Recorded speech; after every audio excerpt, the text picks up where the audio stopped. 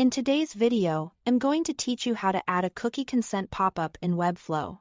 To get started, open your design in Webflow so you are inside the project, where you want the cookie banner to appear. Once your design is open, head over to the left side panel and click on Apps. This is where you can browse and install tools that extend what your Webflow site can do. In the Apps area, search for Cookie Consent. When you find the app, click Install on site. Webflow may ask you which workspace you want to install it to. So just select the correct workspace for the project you are working on.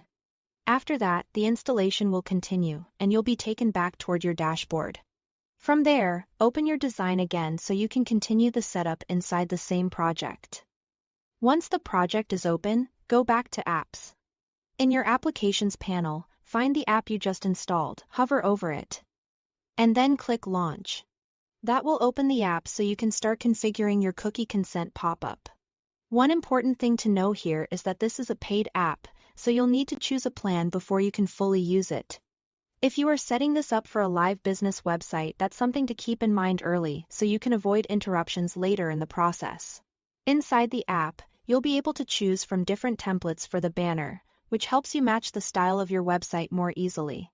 You can also set consent categories, such as analytics or marketing. This is useful because it lets visitors decide what kinds of cookies they want to allow, which can help with privacy compliance and create a more transparent experience. You'll also have the option to configure region targeting. That means you can control where the banner appears based on the visitor's location, which is especially helpful if you need to follow privacy rules in certain regions. Next, go to the script management area in the app. Here, paste in your tracking scripts such as analytics or advertising scripts, so they only run after a visitor has accepted cookies. This step is very important because it helps ensure those scripts don't fire before consent is given.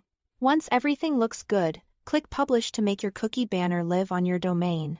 After publishing, it's a good idea to visit your live site and test the banner so you can confirm it appears correctly and that your consent settings are working as expected.